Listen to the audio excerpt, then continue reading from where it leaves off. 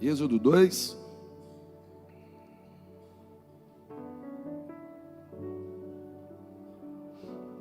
Olha para o teu lado e diga assim, ó, Deus te abençoe, meu irmão. Aí, abençoa a vida das pessoas, que a gente planta e colhe, não é? Então, quanto mais você abençoar, mais também você vai ouvir isso na sua vida. É o efeito bumerangue, irmãos. Eu sempre falo sobre o efeito bumerangue, sabe? Você lança e volta para você, né?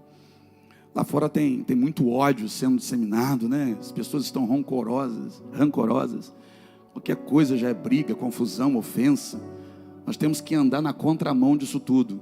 Não é bom ouvir um negócio desse? Diga de novo, Deus te abençoe. Aí, é bom ouvir isso, é bom falar isso, né? Hoje o nosso dia começou diferente, nós hoje que já recebemos mensagem Feliz Dia das Mães, né? O nosso dia hoje começou diferente, é bom, não é? Vamos lá. Êxodo 2.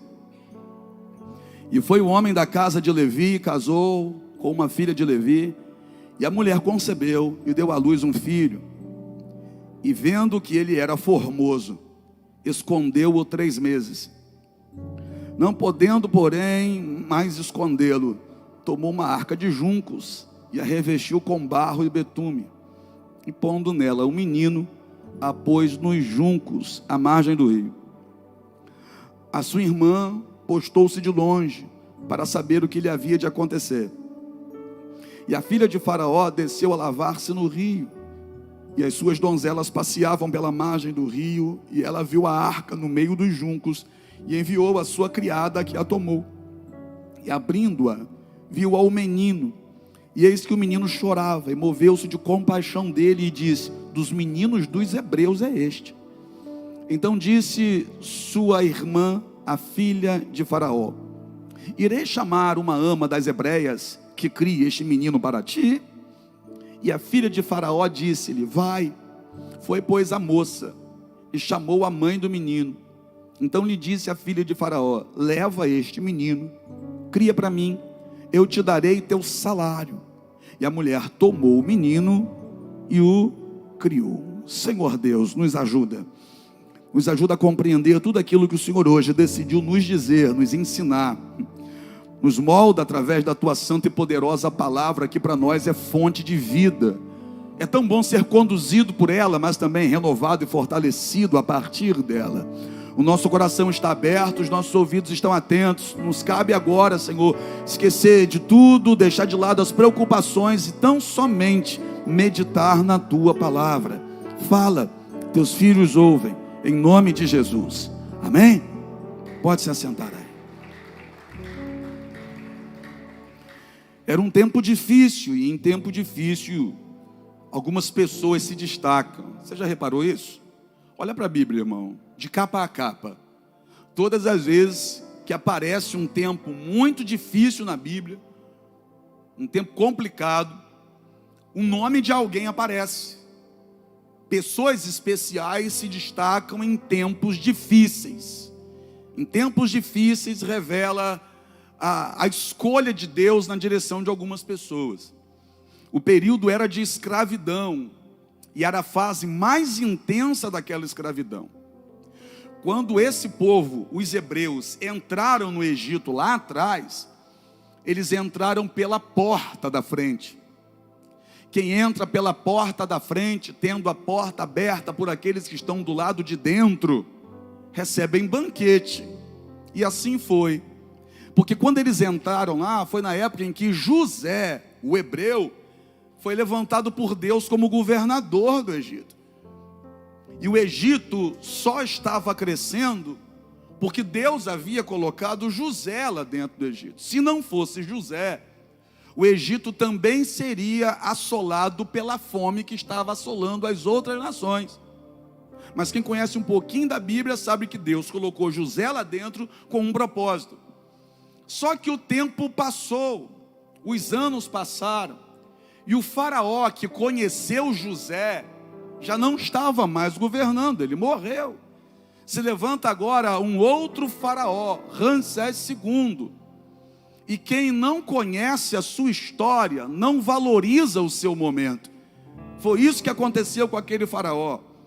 Aquele faraó não conhecia a história de José, não conhecia a história da casa de José, e por isso não valorizou os hebreus que estavam lá dentro. Pelo contrário, os escravizou, colocou sobre eles o jugo pesado, maltratou. Os tempos vão passando e Faraó começa a oprimir cada vez mais. Só que, de acordo com o texto, quanto mais Faraó oprimia, quanto mais ele pesava a mão, mais esse povo crescia. Ele mandou aumentar o serviço e o povo continuou crescendo. Ele mandou retirar a palha que ele fornecia, porque era assim o trabalho lá dentro. Eles iam para a beira do rio, os escravos, para tirar barro da rampa do rio, misturar com a palha que era fornecida pelo Egito e fabricar tijolos nessa mistura de palha com barro do rio. Só que Faraó, para aumentar o trabalho deles, disse assim: ó, a partir de hoje eu não forneço mais a palha. Eles vão ter que me apresentar a mesma produção, mas também tendo que arrumar a palha e o barro. Então sufoca eles de trabalho. Só que o texto vai dizer que eles continuam crescendo. Aí Faraó olhou para aquilo e disse: eu vou tomar uma atitude agora mais radical, para impedir o crescimento deles. E como o povo era contado a partir dos homens, como a força estava ali nos homens, Faraó diz assim: ó, vou mandar matar todos os meninos. Se a gente matar todos os meninos que nascerem, daqui a pouco tempo, esse povo estará enfraquecido, esse povo não vai mais subsistir, a gente acaba com isso. Porque o medo de Faraó é que esse povo estava crescendo muito, e esse povo crescendo muito, Faraó pensou: eles podem se levantar contra a gente e tomar o Egito para eles. Aí Faraó dá uma ordem: todas as mulheres hebreias que estiverem grávidas sejam observadas. Se nascer menina, deixa viver. Se nascer menino, mata, joga no rio, não permita que continue vivo não. Arranque do braço da mãe e mate no rio. A ordem foi dada. Faraó chama as parteiras, coloca junto dos soldados e diz: vocês vão trabalhar em equipe. A parteira vai lá, ajuda no parto, viu que é menino, entrega para o soldado mata e acabou. Assim a gente controla a força dos hebreus e aniquila eles. E é nesse tempo que aparece essa família aqui, um homem chamado Amrão. E foi o homem da casa de Levi, casou com uma filha de Levi, e a mulher concebeu. É interessante que aqui não vai dizer o nome. Percebe que aqui, nesse texto que a gente leu, não vai falar o nome. Quando a gente vai lá no capítulo 6, vai ter o nome dela. O nome dessa mulher é Joquebede. Eles já tinham 2 filhos, Arão e Miriam. E nesse tempo, debaixo dessa ameaça, debaixo desse problema todo, onde nas tendas dos hebreus havia medo, onde as mulheres que engravidavam naquele tempo tremiam de medo, porque se nascer menino vai morrer. Nesse tempo, onde seria natural não querer engravidar, fazer de tudo para não engravidar, porque não dá para controlar qual vai ser o sexo da criança. Então, nesse tempo onde ninguém queria ter filhos, o texto vai dizer que Amrão, o marido, vai lá, ama mais uma vez a sua esposa e ela fica grávida. Seria mais fácil naquele tempo ali, para não sofrer depois, interromper a gravidez, não é? Toma aí um chá de trombeta e interrompe essa gravidez. Tem gente aqui que sabe do que eu estou falando. Interrompe essa gravidez aí, porque não sabe se vai ser menino ou menina. Então, para não sofrer depois, é melhor interromper agora. Mas ninguém interrompe aquela gravidez. Imagina as amigas de Joquebede olhando para ela e dizendo assim: você é doida de engravidar nesse tempo? Quem impede uma pessoa determinada de lutar por um sonho que tem? Ela vai levar a gravidez até o final. Joquebede é aquele tipo de mãe que representa muita mãe que está diante de mim aqui. Pergunta para mim qual? aquela que não desiste. E com respeito às mães que aqui estão, deixa eu falar para homens também, porque o sentimento de Joquebede também representa o sentimento de muitos homens que eu conheço aqui. Que homens? Homens que levantam a cabeça e dizem assim: eu não vou desistir. Não é porque a pressão está grande que eu vou parar. Não é porque tem ameaças aí que eu vou parar, não. Eu vou viver o que eu quero viver, e ninguém vai me impedir. Eles quiseram ter mais um filho, ela engravidou, porque que não é Faraó que vai dizer como que eu vou viver. Não é demônio nenhum que vai dizer como é que eu vou viver. Não é linguarudo, não é fofoqueiro, não é gente ruim, não é gente que quer o meu mal, que vai determinar como vai ser os meus dias. Eu vou viver o sonho que eu quero viver, e não tem ninguém, muito menos aqueles que me odeiam, vão me impedir de ter o que eu quero. Gente determinada não abaixa a cabeça diante de ameaça. Gente determinada não se preocupa com o que vão fazer contra do outro lado, porque sabe que Deus vai fazer algo a favor. Entenda uma coisa, irmão: se você ficar preocupado com aquilo que as pessoas vão fazer, você nunca vai conquistar nada na sua vida. Você nunca vai vencer em área nenhuma. Você nunca vai fazer um curso sequer. Se você pedir opinião de pessoas que por muitas vezes até te cercam, todo mundo vai querer tirar da sua cabeça a ideia de lutar por esse seu sonho, porque talvez o seu sonho seja bem diferente da realidade que você vive. Aí quem olha para você, como não tem disposição para lutar, como não tem disposição para seguir em frente, tenta te desanimar também. Ou você já viu algum desanimado querer assistir a vitória de alguém? Imagina as mulheres dizendo para ela: você é doida. Imagina os homens, os colegas de escravidão dele. Colega de escravidão, porque em muitos casos hoje você diz que é colega de serviço, mas se você só come para comer, parece mais escravidão. Imagina os colegas de escravidão dele dizendo: você é doido, rapaz. A situação já está complicada e vocês ainda fazem outro filho. A situação já está apertada. Você não tem juízo, não?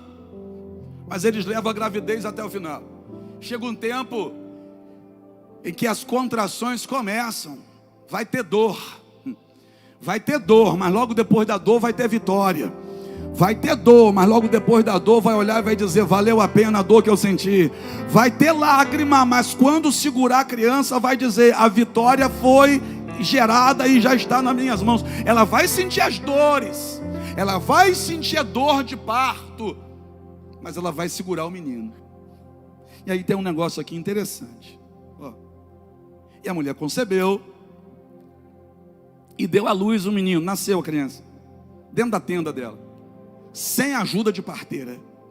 Nasceu o menino. A criança nasce, está nos braços dela agora.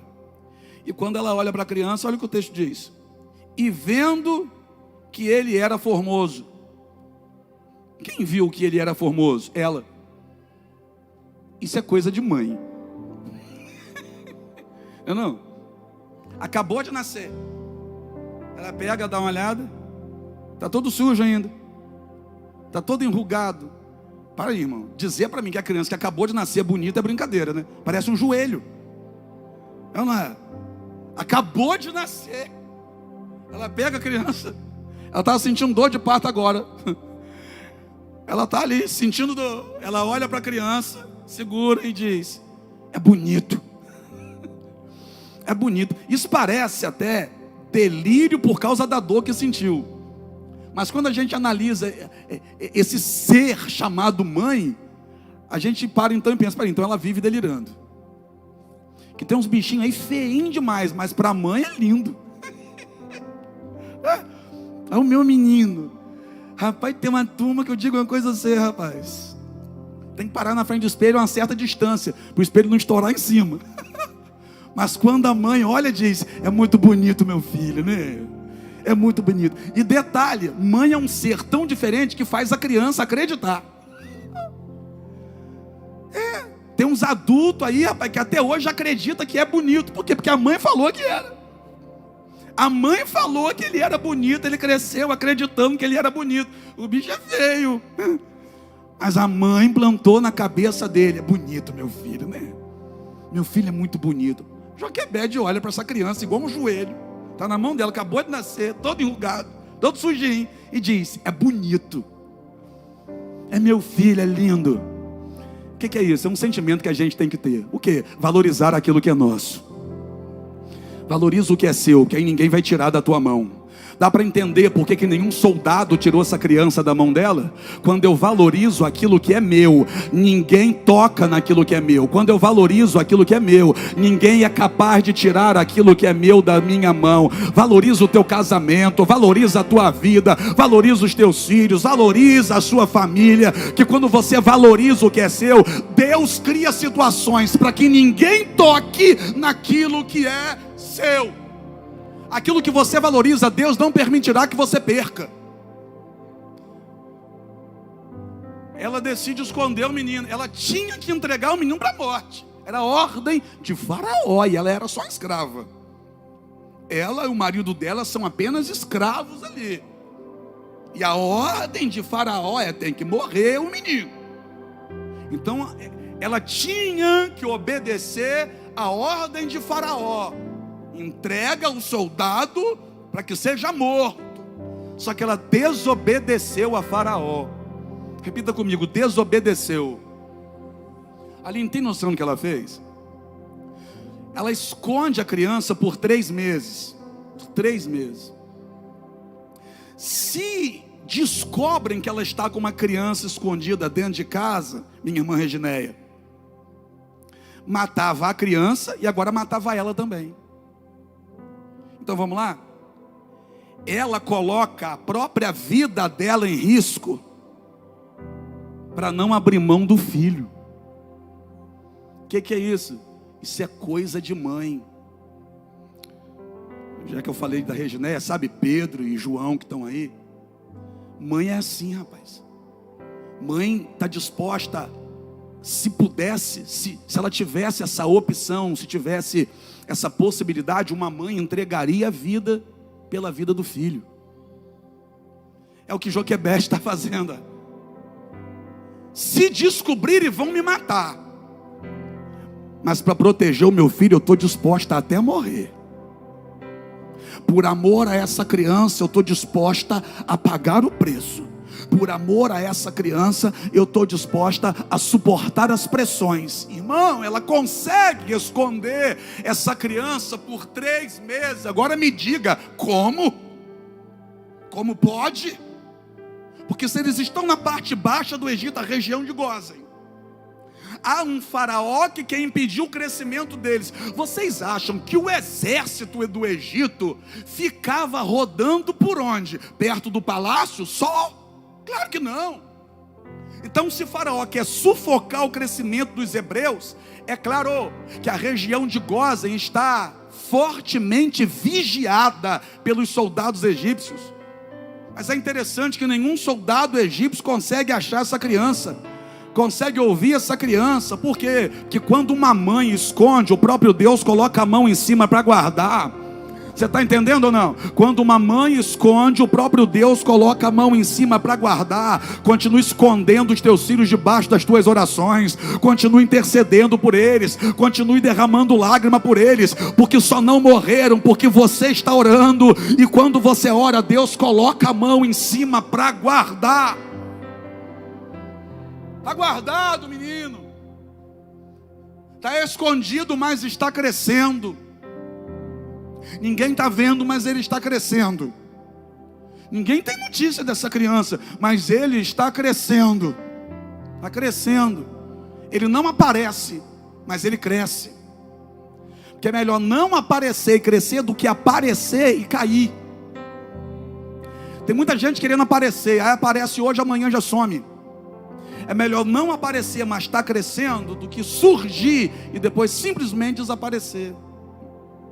3 meses ela esconde, só que Deus tinha propósito, né? Aí o texto vai dizer que não podendo mais esconder a criança, ela vai pegar um cesto, vai betumar por dentro e por fora, vai tapar as brechas, sabe? Por dentro e por fora. Pega a criança, coloca dentro desse cesto e vai na beira do rio Nilo e coloca essa criança. Ela coloca a criança no rio. Ah, então ela desistiu da criança? Não, não desistiu da criança. Ela fez tudo o que ela podia. Só que a gente também precisa entender que chega uma hora que o nosso limite chega. Todos nós aqui somos limitados, e não dá para negar isso. Chega uma hora que o nosso limite chega. O que eu estou também dizendo para você é o seguinte: vá até o seu limite. Ela foi até o limite dela. Enquanto ela conseguia, enquanto ela tinha algo para fazer, ela fazia. Ela foi até o limite, 3 meses, sem deixar soldado tocar. Mas quando ela chegou no limite dela, ela pegou e entregou na mão de Deus.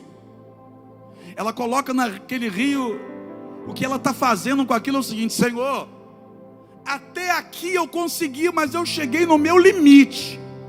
Só que agora eu coloco o meu filho nas mãos do Senhor. E tem muito filho de pé, porque tem mãe que já fez isso. Tem filho que só está sendo poupado até dos erros que cometeu, porque mãe já fez isso. Entregou na mão de Deus e disse assim: Senhor, eu fiz tudo o que eu podia fazer, mas agora o que eu posso fazer é interceder. Ela coloca o menino no cesto e coloca o cesto dentro do rio. Eu disse para vocês que o povo hebreu está morando na parte baixa do Egito, na região de Gósen. Na parte baixa do Egito. O Egito é cortado pelo rio Nilo. Se eu disse que o Egito é cortado pelo rio Nilo e os hebreus estão morando na parte baixa, isso quer dizer que o palácio de Faraó não está na parte baixa. O palácio de Faraó está na parte alta do Egito. Então vamos lá. Você que é bom aí de raciocínio. O Egito é cortado por um rio. A região de Gósen, que é onde Joquebede morava, está na parte baixa. O palácio de Faraó está na parte alta. E a correnteza do rio tem que seguir o fluxo. Se a parte alta do Egito é aqui e a parte baixa do Egito é aqui, então por onde esse rio entra e por onde esse rio sai? O rio entra por aqui e sai por aqui, porque ele vai seguir o fluxo, descendo. Ela pega o cesto e coloca aqui. Depois de Gósen é a saída do Egito para o outro lado. A entrada do Egito é lá em cima. Só que ela põe o cesto aqui. A irmã do menino, Miriam, que a essa altura aqui tem aproximadamente 10 anos, fica de longe olhando para o cesto, para ver o que vai acontecer com o menino. Só que Miriam fica assustada com algo que acontece. Porque se está aqui dentro da água, era para a correnteza levar para lá. Só que coloca o cesto aqui, e o cesto vai aparecer lá na frente do palácio. Ao invés de descer o rio, subiu o rio. Foi contra a correnteza. Você está entendendo ou não? Foi contra a correnteza. Mãe que ora, vê a família nadar contra a correnteza. Quem acredita vai ver a própria vida subir correnteza acima. Você não vai descer, você vai subir. Eu vou dizer de novo: você não vai descer, você vai subir. Você não vai definhar, você vai crescer. Vai acontecer com você o que não aconteceria com outros. Vai acontecer com você algo que não é natural. Natural é para qualquer um. Agora, para quem ora, não é o natural que acontece. Para quem acredita, não é o natural que acontece. Para quem ora, crê e luta, Deus desce para fazer o sobrenatural. Para uma Joquebede que luta, Deus faz Moisés subir contra a correnteza. Você está entendendo ou não? Para alguém aqui que vai lutar pela própria casa, Deus vai fazer a sua família dar certo onde outros dariam errado. O cesto sobe o rio e vai parar perto do palácio. Perto de onde, irmão? Perto de onde? Mas você já morou perto do rio? Já morou, Priscila, perto do rio? Eu já. Alguém aqui já morou perto de rio? Tem uma turma aí que mergulhava no Rio Paraíba, eu sei. Não é, Albin? Tem uma turma aí que mergulhava no Rio Paraíba. Só que é o seguinte, irmão, água de rio, principalmente na nossa região aqui, vamos lá, é água barrenta, sim ou não? Aí a filha de Faraó, a princesa Termutes, A princesa, que tem um monte de escrava para cuidar dela, um monte de donzelas para ficar passando cremezinho nela. A princesa decide dar um passeio na beira do rio. Essa princesa que podia estar em qualquer outro lugar, dentro de uma banheira de espuma, com sais, sendo massageada nas costas. Essa princesa que poderia estar tomando um banho de óleos, de essências, ela decide ir para a beira de um rio barrento. Por que o senhor está dizendo que é barrento? Porque eles tiravam barro de lá para fazer tijolos, então a água é barrenta. Essa princesa decide, de repente ela acorda com a vontade: vou lá no rio. Peraí, rapaz, peraí, eu vou lá no rio. Fazer o que ela foi no rio? Deus vai incomodar gente grande para dar vitória a quem não desistiu. Ela está passeando pela margem do rio, de repente ela ouve um choro. É o menino chorando. Aí ela olha para uma empregada dela, para uma das suas escravas, e diz: tem alguma coisa ali, vai lá e pega para mim. A escrava dela vai lá, pega, e tem uma criança dentro do cesto. Agora a filha de Faraó, a princesa, pega a criança no colo, dá uma olhada para a criança e não diz que é bonito. Quem diz que é bonito é a mãe. Ela dá uma olhada para a criança e diz assim: ó, dos hebreus é essa criança. Dos hebreus. Ela está com a criança no colo e está dizendo assim: irmão, ó, é um hebreu. E o pai dela disse o quê? Toda criança, se for menino hebreu, tem que matar. Está entendendo por que a princesa que pegou ele no colo? Se a empregada pega ele no colo, a princesa dizia: soldado pode matar. Se aparece, essa criança aparece em qualquer outro lugar, qualquer outra pessoa diria: soldado pode matar. Agora, da mão na princesa, quem é que vai tocar? A princesa olhou e disse: eu não vou matar, eu quero criar. Só que a irmã do menino tinha vindo correndo, e a irmã do menino está vendo tudo que está acontecendo e está maravilhada. E quando ela vê a princesa com o irmão dela no colo, ela se aproxima, José, e diz assim: a senhorita quer que eu chame uma das mães hebreias para amamentar essa criança? Ai, meu Deus. Aí a princesa olhou e falou: gostei da ideia, chama lá uma mulher hebreia para amamentar essa criança para mim. Você imagina agora? Você tem quantos anos? Você tem 10 anos? Vem cá, princesa, chega aqui um pouquinho, vem cá. Porque Miriam tinha 10 anos.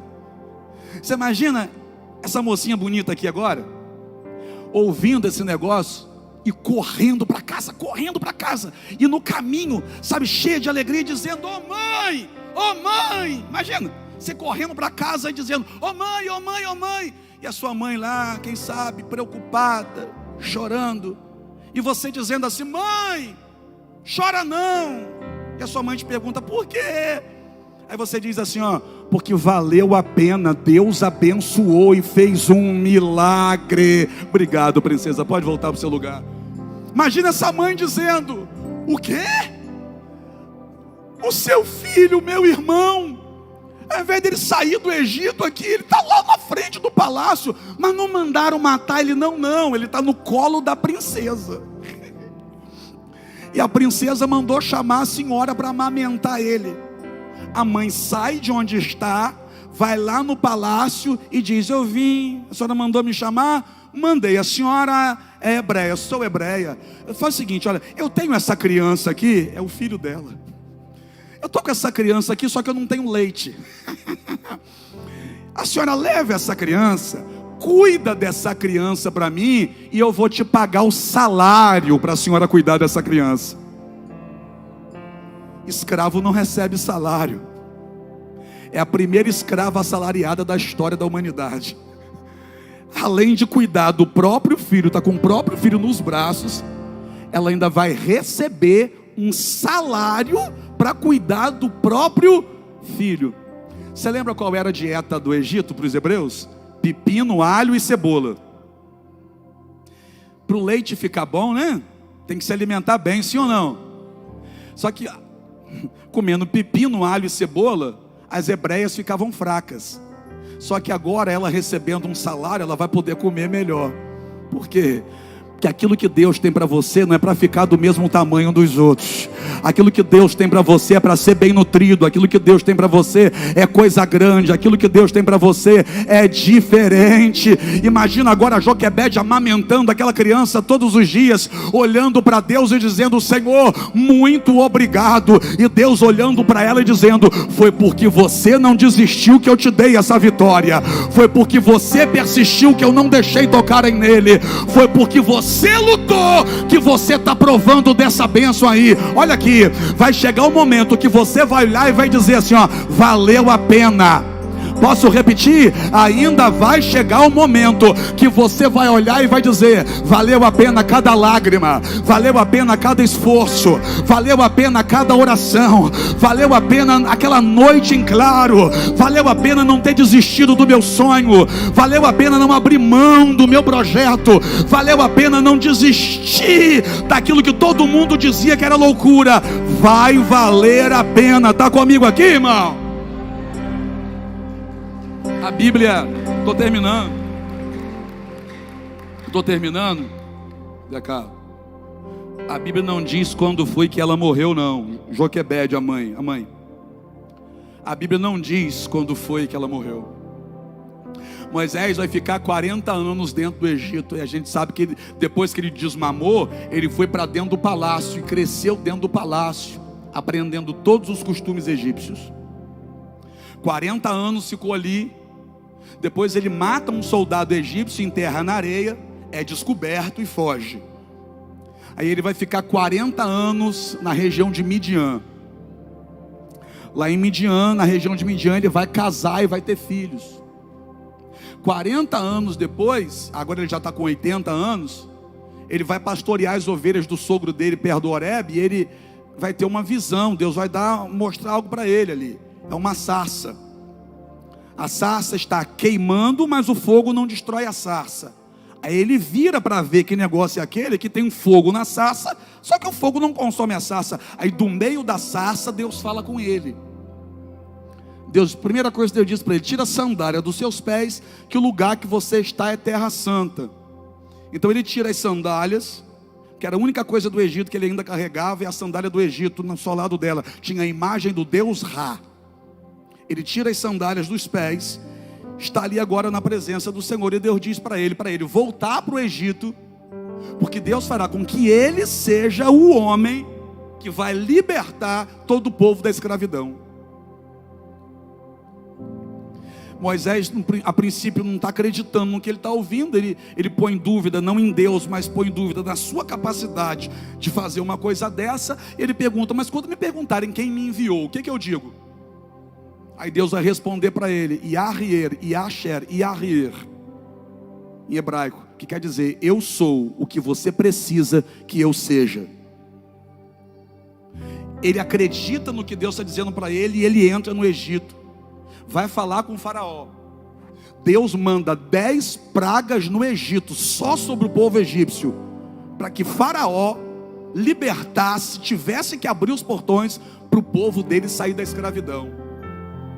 Moisés está com 80 anos, e a julgar pelo tempo que o povo vivia naquela época, pelos anos que eles conseguiram alcançar, eu acredito, a Bíblia não diz quando ela morreu, mas eu acredito que nesse tempo a mãe de Moisés ainda estava viva. Agora você imagina comigo, uma senhorinha de idade, olhando 2 milhões de pessoas, e na frente de 2 milhões de pessoas tem um homem, cabeça erguida, que não dá para liderar de cabeça baixa, cabeça erguida, com um cajado na mão, e esse homem é o filho dela. Imagina ela olhando tudo aquilo, e depois que saem do Egito, esse homem se colocando na frente do mar, porque Deus disse para ele: diz ao povo para marchar, você vai para frente do mar, levanta o cajado, porque eu vou abrir o mar. Deus falou para ele isso: eu vou abrir o mar para vocês passarem. Imagina essa mãe olhando para o filho dela, e o filho dela tomando a dianteira, indo para frente, passando a dianteira de todo mundo, chegando aqui, colocando o pé aqui na margem do mar, olhando para o mar, levantando a mão assim, ó. E de repente, de lá para cá, começa a acontecer um negócio. Por quê? Porque a Bíblia diz que Deus soprou um vento oriental. E como eles estavam indo para o Oriente, então não foi daqui para lá, foi de lá para cá. Começa Deus a abrir o mar de lá para cá. E de repente o mar se abre na frente do filho dela, que está com a mão levantada. Imagina aquela mãe olhando e dizendo assim, ó: valeu a pena. Valeu a pena ter lutado. Valeu a pena ter acreditado. Valeu a pena não ter desistido. Valeu a pena ter chorado de madrugada quando ele ainda não chegava dentro de casa. Valeu a pena dizer para as pessoas que tentavam falar para mim que não tinha mais jeito, mas valeu a pena dizer para essas pessoas: o meu Deus pode abençoar ele, o meu Deus pode levantar ele. Valeu a pena. Eu termino dizendo para homens e mulheres aqui: vale a pena lutar por aquilo que você acredita, com fé em Deus. Com fé em Deus, lute por aquilo que é importante para você. Mostre que a sua família é importante para você, lutando por ela com fé. Mostre que aquele projeto é importante para você, lutando por ele, acreditando nele, quando ninguém mais acreditaria. Lute pela sua própria vida, porque você tem que ser importante para você. Que a forma como você cuida de você diz para as pessoas como as pessoas devem cuidar de você. Lute por si, lute por aquilo que você ama, com fé em Deus, que vai chegar o momento. Vai chegar o momento que quem te aconselhou a desistir vai se aproximar e vai dizer: ainda bem que você não me deu ouvidos. Parabéns por nunca ter desistido. Deus vai recompensar os guerreiros que estão aqui nesse domingo de manhã. Deus vai honrar você, ainda que pareça loucura, ainda que a circunstância seja contrário do que aquilo que você sonha viver. Não desista, porque há um Deus nos céus que pode fazer qualquer coisa mudar na terra. Quem crê, dá glória a Deus.